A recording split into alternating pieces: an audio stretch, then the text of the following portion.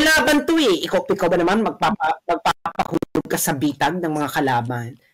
Hindi po pwede yon. Kaya si Joey, hindi siya nagpahulog sa bitag ng mga kalaban. No? Hindi na siya napag-force na mag-sorry. 2 months, so wala po akong naipon for 17 years. Kasi nag-droga po ako nag-droga. Ganun po yung mangyayari.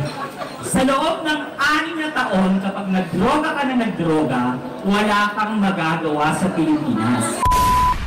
Mabilis ang disclaimer lang ho tayo mga kababayan ha. Wala ho tayong masamang tinapay dito kay Ma'am Pebbles Talakera. Kahit nangabilang parlor yan, hindi ho nating binanatan. Alam ho yan itong si Ma'am Pebbles, no? Pero dahil due to insistent public demand, tinatanong ho nila tayo kung ano nga ba ang nangyari doon sa Maisog Rally sa Hong Kong. Ipapalabas ho natin itong video na to para namang parang exclusive talaga, no? Punta lang ho kayo sa 3rd floor, nasa 3rd floor ho ito. Hindi ho to exclusive sa PH Update. Kumbaga, hihiramin lang natin yung sa 3rd floor studio. Ito mga kababayan, ito yung mga ilang kaganapan na nangyari dyan sa Hong Kong na kung saan naging viral kahapon na pag-usapan dyan sa House of Representatives. Pero bago ang lahat ng yan, isang like at isang subscribe. Masaya na ho tayo dyan. At sa mga gusto sumali sa ating community, yung join button nandyan lang ho sa baba. At dito rin ho sa video na to. Nako. Yan ang nga ba sinasabi natin, ha? Makikiusyoso lang tayo dito sa nangyaring live na to si Ma'am Joey. Isang masigabong palakpakan para dito kay Ma'am Joey. Ito kahit di ko nasabihin eh. Ito kasing si Ma'am Joey, alam niya na. Alam na niya. Di ba madam, alam mo na? Alam niya na eh. Alam niya yun. Makikibalita ho tayo. Pero bago ang lahat ng yan, uumpisahan natin ang ating talakayan. Sa pag-mega love shoutout sa mga kasama natin dito sa PH Update, kahit na hindi tayo nakakapag-mega love shoutout ng madalas ngayon, patuloy pa rin ho ang pagpapakulay dyan sa comment section. Dito kay Sir Jordan Cabico, mega love shoutout. Dito kay Ma'am Arisa Yen, mega love shoutout. Dito kay Sir Jordan Cabico ulit, mega love shoutout. Dito kay Ma'am Grace Life in US, mega love shoutout. Dito kay Ma'am Judy Biako, maraming salamat po sa pagsuporta sa PH Update. Dito kay Tina, maraming salamat. Mega love shoutout. Dito kay Sir Herbiscal, maraming salamat. Mega love shoutout to. At dito kay Gracefully, maraming salamat po sa pagpapakulay. At dito kay Sir Raymond Federico Picar. Mega love shoutout to sa inyo lahat. Maraming salamat to sa pagsuporta sa PH Update. Unahin na ho muna natin itong mga banat nitong si Ma'am Sas Rogando Sasot. Yarin lamang din natin narinig ang kanyang mga punto de vista doon sa hearing dahil gusto niyang sumampa doon sa hearing dyan sa TRICOM. Ayaw ho siyang pasampahin. Ano naman ho, public knowledge naman na nasa China siya, di ba? Nag-aaral ho siya doon, nagpapakadaluhasa. Hindi ho siya pinayagan. Pero pagka yung mga resource person, pabor doon sa naratibo, nako, kahit nasa impyerno ka pa, bibigyan kanila ng link. Sorry. Hindi, I mean, ano lang yun. Para talagang ma-emphasize natin na pagka yung naratibo pabor doon sa mga resource person, kahit nasa ang dako ka pa ng universe, bibigyan ka na ng link. At mag-o-oath ka doon sa WhatsApp o Zoom o kung saang app pa yan na gagamitin para maka-attend ka dyan sa hearing. Wala akong pakialam. Pero dito kay Ma'am Sas Rogando Sasot, hindi ho siya pinagbigyan. Ika nga, bahay nila yon, rules nila yon. Wala ho tayong magagawa. Na-cite in contempt po itong si Ma'am Sas Rogando Sasot. Good luck na lang sa sa kanya, diyan sa pagpapauwi sa kanya o pagpapakulong sa kanya diyan sa House of Representatives. By the way, sa mga kasama nating kay Jay Guevara, Jay, pagka gusto mong magkaroon ng gumagapang na kandidato sa baba, chat ka lang ha. Para maibigay ko sa iyo itong file na para tayo, uniform tayo. Lahat tayo, meron tayong pagapang-gapang dyan sa gilid. Eto na ho mga kababayan. Rekta na ho tayo dito kay Ma'am Sas Rogando Sasot. Congratulations muna dito kay Ma'am Joey. Mega love shoutout. Palakpakan mo natin. Napakahusay ni Ma'am Joey kahapon. No? Daming bumilib. Ibang klase. Yan yung pagkayang si Ma'am Joey tumakbo ng senador. Nako. Isa ako sa mga leader niyan. Magpipresenta ako kahit... Hindi, magaling talaga yan. Dati pa naman kahit na nung... hindi pa siya ganun, yung tipong kaingay yung pangalan niya, sinusubaybayan na ho talaga natin yan si Ma'am Joey. Actually, yan na talagang pinakauna nating sinubaybayan na nagla-live sa YT. Pero nasubaybayan una natin siya sa YT. Tapos tumambay tayo doon sa TikTok pag di natin siya makita siya sa YT. Pero matagal na yan. Nung election pa nag-aano na yan, bumabalagbag na eh. Pero noong siguro mga last year, doon talaga natin siya na nasubaybayan. Mahusay ho talaga yung ali na yan. Ito, rekta ho tayo dito kay Ma'am Sasrugando Sasot. From being cited and condemned. Gusto ko lang i-congratulate si Joe. Grabe di ba? Gusto ko lang Joey, sabihin si Joey, no, na congratulations because job well done. You made us proud. Correct. Yes. Correct. Ma'am Joey. Madama na yan, Wakanda forever tayo. Hindi.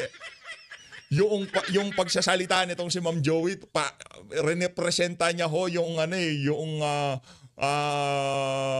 mga vlogger kahapon di ba? Yung sentimiento natin, no? Hindi pwede yung gano'n, hindi kayo pwedeng dapat balak sibuyas. Hindi yung mamura lang kayo, mag-iiyakan na kayo, wag gano'n. Di ba? Parang gano'n yung banat nitong si Ma'am Joey kahapon Galing. Daming bumilib. Ayos. Wala akong pakialam sa democracy, but I just made you alam mo naman ako, hindi ako mabilis mabigay sa iyo ng papuri, Joey, di ba? Parating nga kita naman sa Raw 4. Dahil dahil naman sa ginawa mo sa House of Representatives. Oo. May na ba ako? Meron na akong pero dahil sa ginawa mo to, Joey, nasa Raw 1. Start dito, Mamo. Very good ka. Nakakaloka. Ginawa kinder ito. Siguro Raw 2. Kasi hindi ka nakapag-cite ng tamang jurisprudence.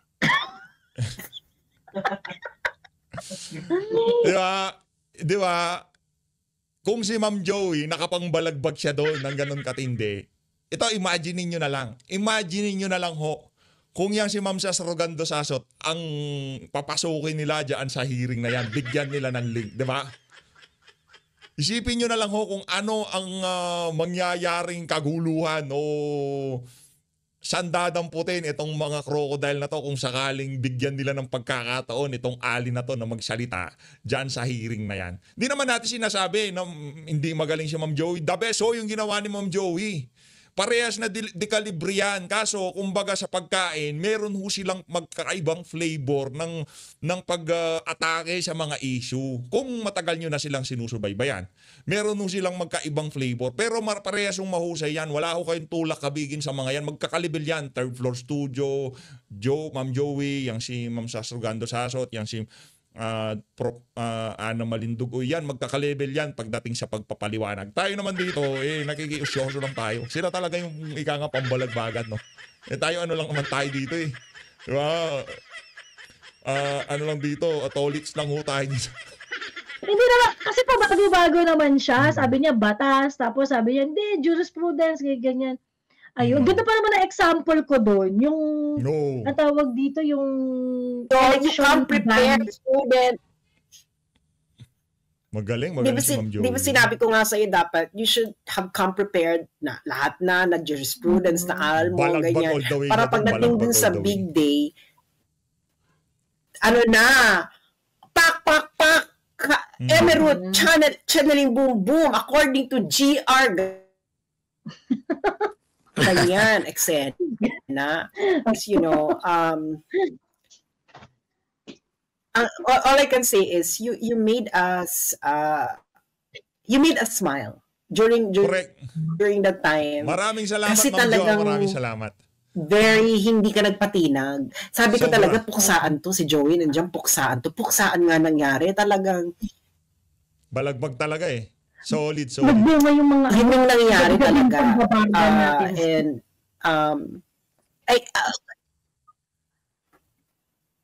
Alam mo yun, you took you became very ang masasabi ko lang is you didn't appear, you didn't make yourself look like a victim. And at saka ang matindi ho dito mga kababayan ang nagtatanong sa kanya napaka-notorious nun pagdating sa pagpapahiya ng mga resource person.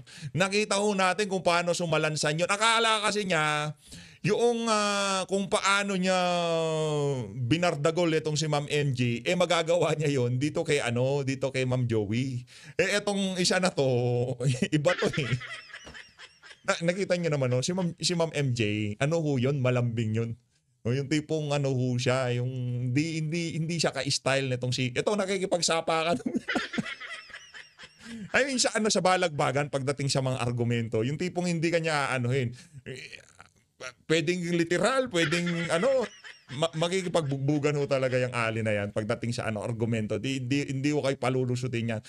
Pati nga yung pagka may umaakit sa kanya na alam niya na medyo bini-BS siya, pati wala point blank sasabihin niya, teka lang, parang binubola mo na ako niyan Binubola mo na ako niyan. Yung ganun ho yung na yan. Ganun yan si Ma'am Joey. Yung style niya ganun. Hindi siya hindi kanya sugar ko.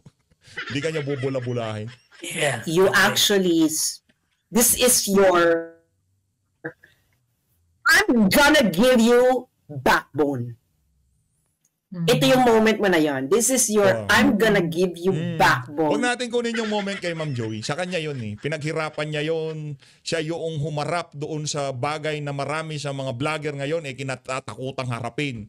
Yung humarap doon sa TRICOM. Sa totoo lang. Maging tayo, hindi natin kayang gawin yung ginawa ni Ma'am Joey. Hindi natin kayang makipagbalagbagan dyan, makipagtagisan dito kay hindi natin kaya yan. Pawang mga professional, ika nga. Moment. And at labag sa kalooban yun yung labag yun lang nangyari. Girl, kita alam mo naman, diba? So, pero ito talaga I think people who watch it and listen to it, that's I think what they're feeling na Joey gave us a backbone which we actually need in times like this. Pero prepare ready kasi hindi iti-take ng ganun na lamang ng mga walang yang crocodile yung tipong next hearing kung kailan man yan, yan, yung preparasyon na ginawa nitong si Ma'am Joey at ng ibang mga vlogger, dapat doblehin, triplehin. Hindi naman sa bagay yung nitong si Abante, medyo bumilib din tayo dun sa mama, sa totoo lang. Bumilib din tayo, kaunting bilib kasi kahit papaano, meron siyang lakas ng loob na lapitan, kausapin o kung ano man na pag-usapan nila nitong mga vlogger na to. Hindi natin alam kung ano yan. Pero narinig lang natin, sinabi daw kay Ma'am Joey, huwag naman akong tira. Gano'n. Yung tipo meron kang lakas ng loob na lapitan. Hindi yung puro galit ang yung pinapairal. Nagpunta doon yung si Abante kahit na sa kabila ng ginawa niyang panghihiya doon sa ibang mga vlogger na dumalo dyan sa hearing. Pero yung ginawa niya kahapon, kahit pa paano, nagkaroon ng light moment doon sa nangyaring hearing. Depende sa inyo kung paano yung iti-take. Tayo naman kasi kung aayos ang usapan, maiintindihan ng mga congressman na kaya lang tayo nagsasalita, base lang naman doon sa action na ginagawa nila, mas mainam ho yun. Yung ginawa nitong si Ma'am Joey, yung pagpapaliwanag na ginawa niya, talagang napakainam ho nun mga kababayan. At least kahit pa paano, meron naman palang pinanggagalingan. Hindi naman pala na para banatan lang kami ng mga vlogger na to. Di ba? Mas okay ho yun. Because, alam mo yun, kaya nga di ba yung sinabi ko na ang dami nag-iiyakan nung habang nag-unfold yung arrest ni Duterte, yung iba nagsasabi, bakit hindi ka nagsasalita? Ang dami-dami pang nila na nag-iiyakan na, siguro nabili ka na, ganyan pa silang comment. And then, after everything unfolded, ano ginawa ko? Boom! Article 59. Yung nangyari naman. Correct. Diba? You because you cannot just go rara, etc. You need, because as I've told you before, we are in a period of high politics. Kailangan alam mo ang nangyayari. Dahil pag ikaw ay kumurap, if you wink and blink, you might lose on what's going on.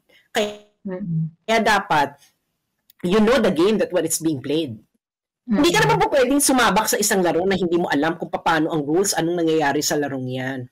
So, kaya yun ang eksena. Kaya nga, I think you accept sa minus point mo. Siguro,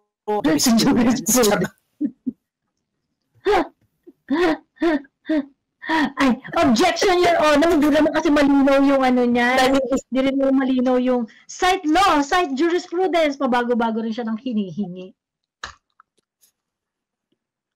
Pero I think, ang maganda dito sa hearing na to, no, ako naman kasi is, nangongolekta din kasi ako. Nangongolekta ako ng mga gagamitin ko. Pero darating ito sa tamang panahon. Pero lalaban ako sila sa isang paraan na alam na it will be fair and square, na hindi nila ako madadaan sa ganyang nakot ng ganyan papahiyain. You might be dumb to participate in your own political persecution, di ba? Laban to ikaw ba naman magpapahulog ka sa bitag ng mga kalaban. Hindi po pwede yon. Kaya si Joey, hindi siya nagpahulog sa bitag ng mga kalaban. No? Hindi na siya napag-force na mag-sorry. Magaling, alam mo yon, talagang hindi siya nagpapahulog sa bitag ng mga kalaban. And that is what we need right now. No? Dapat fully aware ka sa mga nangyayari. That's why. At dahil dyan, bigyan ho natin ng masigawong palakpakan itong si Ma'am Joey. Ito na, rekta na ho tayo. Ay, tuloy pa natin.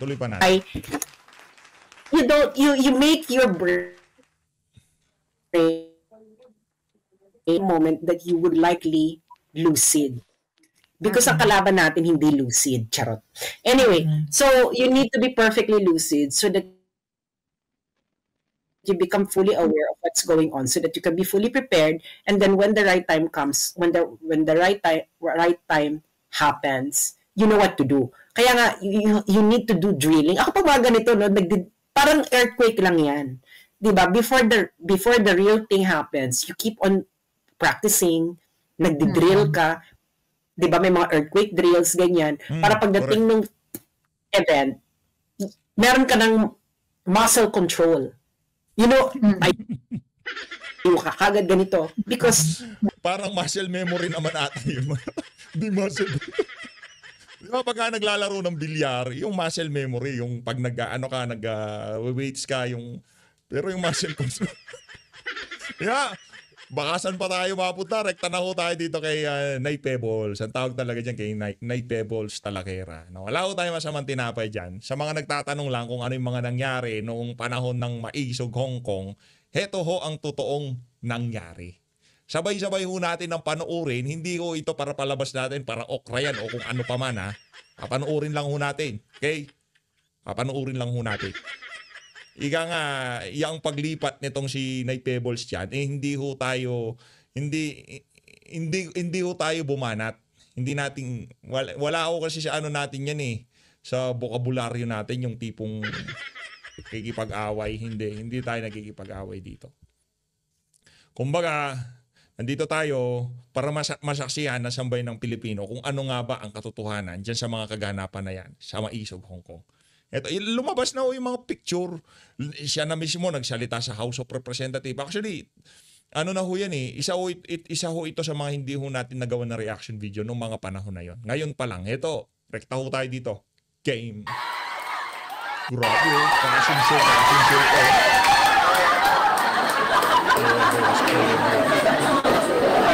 Masyado na kayong abusado. Pinagsalitaan niyo na ako kanina. Pagkantay na ako. Tapos magsasalitain niyo na naman ako ngayon.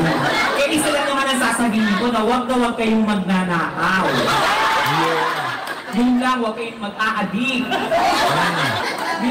At mag-moisturizer kayo para hindi 4 layers yung biik mo. Natuloy nga pang isang alta, dry naman yung skin mo.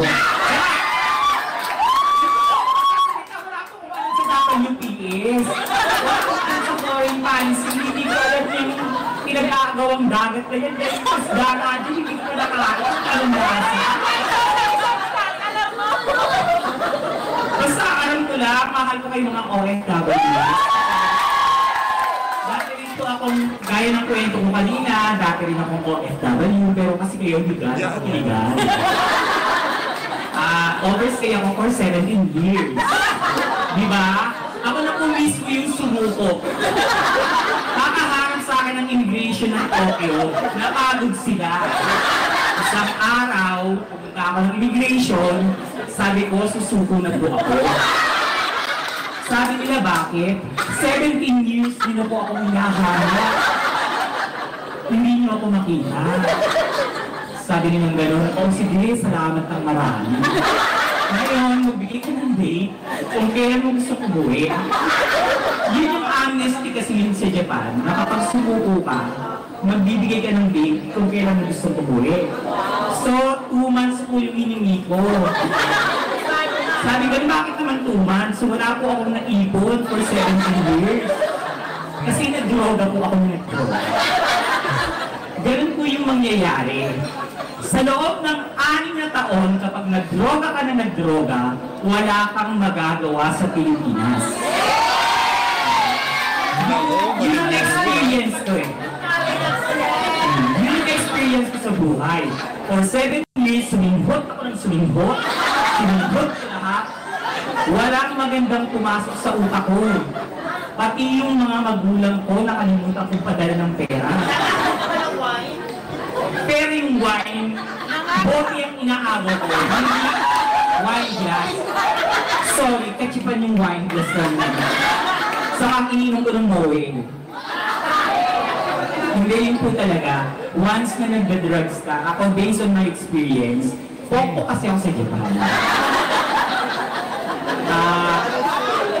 Ano lang wala na ho tayong maraming sasabihin. Ito'y kumbaga para makita lang ng ating mga kababayan. Sa mga susunod na video, kung gusto nyong panuorin pa natin yung ibang mga nagsalita dyan sa ano na yan, dyan sa rally na yan, comment lang ho kayo sa baba. Pero ito ho, talagang papasadahan natin dahil nagsalita doon si Ma'am Pebbles at nakita yun ng ating mga kababayan dyan sa House of Representatives.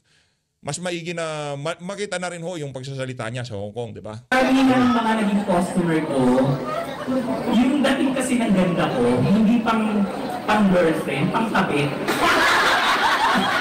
Pang mistress. Pang mistress.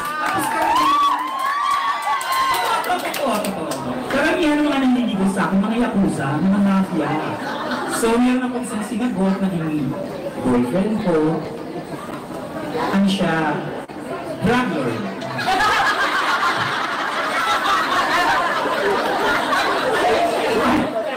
Kaya siya yung sinagot ko, libre.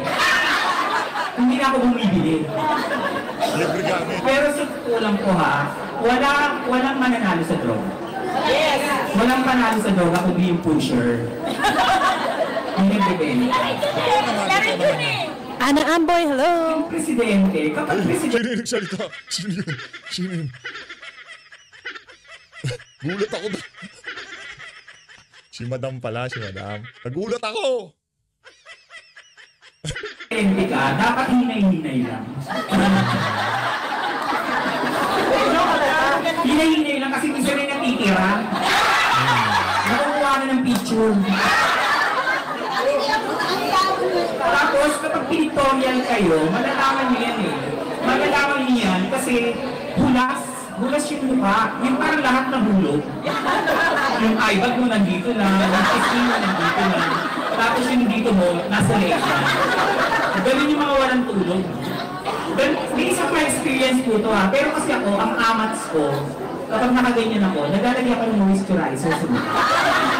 Tapos nagbababad ako sa bathtub. 24 hours. Kaya malambot ako eh. Tingnan niyo yung butod, matigas. Saka makikin yung tuhod.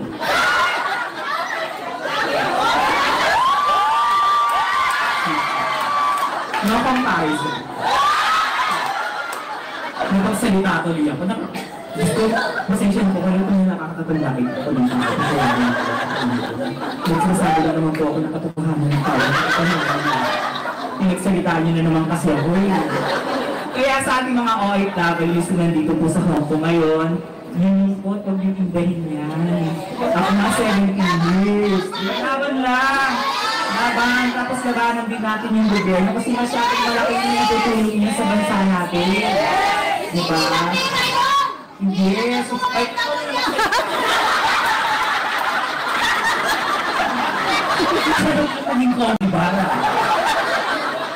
okay po, maraming salamat po sa pag-ibig sa amin dito sa Hong Kong. Ano naman ho talaga, maraming natuwa kay Ma'am Pebbles Talakera dyan sa nangyaring ano na yan sa Hong Kong. Nagsalita dyan si Ma'am Sas, itong si Ma'am Joey. Ay, hindi si Ma'am Joey, hindi siya nagsalita. Pero nakita ko yung ano niya, talagang naluluha-luha siya dyan sa likod dyan eh. Diba? Dahil doon sa mga kaganapan sa ating bansa. Eh, ito, panoorin natin, tuloy natin ito kay Ma'am Sas. Na-imprint na yun sa iyong consciousness, sa iyong muscle control, memory, etc. And ayun nga lang, so siguro nag-practice ka dito, pero yun nga lang may minus point ka kasi hindi ka nag-cite ng jurisprudence. Doon ka na anuhan, pero sa try ko, pagbigyan nyo na kasi itong si Ma'am Sas, papaliwanag niya na lang naman yung yung anong tawag dito, yung Okada scandal, di ba? Okada bribery issue. Bigyan nyo siya mga 20 minutes ma'am, tapos na, di ba? O, 20 minutes lang. May si Franz Castro, tagal-tagal niya nagsasalita, wala namang kwenta mga pinagsasabi niya. Bigyan nyo ng pagkakataon na tanongin nyo itong si Ma'am Sas kung ano nga ba yung Okada issue na yan. Tapos, hayaan nyo siya na mag-share screen siya, pakita niya yung mga hawak niya. Para magkaalaman talaga, pinalabas nyo na nga yung sumisinghot ng polborong tong si Marcos Jr. Ito namang Okada scandal lang talakayin natin sa susunod. Wow. As I was watching it, I was like sitting by the river, waiting for the bodies of my enemies to float by. Grabe naman yun, madam. Guys, tawag dito? Ito yung attorney ko, si attorney Mark Manuel. Sabi niya, thank you for your kind words. Joey is indeed intelligent and I always reassure her that she has nothing to worry about. Her intellect and capabilities speak for themselves. Galing, matalino. Sabi mo lang yan kasi classmate mo ako. Thank you, attorney. Thank you, attorney. Shout out kay attorney kay abogado nitong si Ma'am Joey. Mega love shout out Kahit na binuli-buli ka nitong si diba? Medyo tinakot-takot ka nila dyan. Yung talagang yung composure nitong si attorney. Copy, Your Honor. Okay po, Your Honor. Diba, ganun-ganun lang. Patawa-tawa lang siya pero hindi umubra yung paninindak ng mga crocodile sa kanya eh. Doon lang siya sa likod. Pataka sa likod. Okay po, walang problema. Kaya naman yan ni Joey. Walang problema yan, di ba? Ayos. Ang tawag dito, sa Pampanga si attorney eh. So, ayan. Pampanga. Siya ang yung mga scammer dyan sa Pampanga, yari kayo. Kaya pala medyo yung matigas eh. Kapampangan pala siya. Attorney. Attorney, kung sakali Nako. Sabi ko nga na-impress ako sa niya sa composure niya kanina na hindi siya na hindi siya natinag ba. Galing. Pero, saludo. Nakapag-shake hands na ba? Base ko ang abante kanina, Miss Joey, after nung hearing. Ayan. Umikot siya. Umikot nga siya. Tapos sabi ko nga kanina, kung hindi kayo sabi ko kanina, siya talaga yung chill siya pagka face to face. Yung hindi siya yung parang galit na gagat. Chill siya. Ayun. Sabi nga niya sa akin, huwag mo na akong binabash. Huwag mo na akong i-bash. Ayun. Para rin siguro si Tulpo pag wala daw kamera ibang ugali. Siguro. I think it's the nature of politician kasi. Kasi siguro alam rin naman talaga nila na annoying at saka nakakaano rin naman talaga yung pagka nag-interpolate sila, ganyan. So, gusto nila mabura yung impression kahit papano. So, nilalapitan nila, kinakumusta nila, Ganon. Yeah, they want really to appear intimidating. During the interpellation. Ayun. Yeah. Oh. Ayun lang. Sabi niya, Miss Joey, na-invite mo ba si Sas? Ayun si Sas, hindi ko nakikita sa ID. Ayun si Sas, nakatabi mo. Sabay-sabay pala natin batiin si Kitty ng kanyang 21st birthday. April 10 na pala. April 10. Nako. Gagawan nun natin na separatong video yan. Birthday pala ni Ma'am Kitty. Gawin natin birthday ba ni Kitty? April 10. Nasa Friday pa pala. Yan si Kitty. Parang ka-style yan ni Ma'am Joey. Matapang din. Ayan. Friday pa Miss pala. Joey, bukas may rally sa Liwasang Bonifacio. Teka, oo nga yata. Teka, i-confirm ko. Araw ng Kagitingan. May rally. Magpo-post ako about it. Ngayon, I'll be there for sure. I'll be there. Ingat lang sa mga dadalo. Para sa araw ng Kagitingan. Ayan. Tsaka marami pa rin mga pocket rallies na nangyayari. Tuloy-tuloy lang, iba't ibang lugar. Ganon. Ay. Nakakatawa si AM Pilipino. Natawa ako dito. Teka lang, tanggalin ko nga itong ano. Joey, may, Ghibli ba tawag dyan? Ghibli? Ghibli? Yung hindi ito cartoon to na, hindi to Ghibli cartoon eh. Ay, hindi. Okay. Yung kay AM Pilipino. Ay, wait. Nagawa niya agad. Naku, wait, sorry. Namali yata ako na shinare. Bumikit po muna ang lahat para hindi mabasa. Nabasa na. Nagkamali ng senior itong si ma'am. Ayun na nga mga kababayan, kung gusto yung panoorin ng kabuuan ng ng talakayan nila dyan sa channel ni Ma'am Joey, punta lang ko kayo, Joey Cruz. As always, maraming salamat sa pagsuporta sa PH Update. Mag-ingat po kayong lahat. Mahal natin ng Pilipinas. Maraming salamat mga kababayan.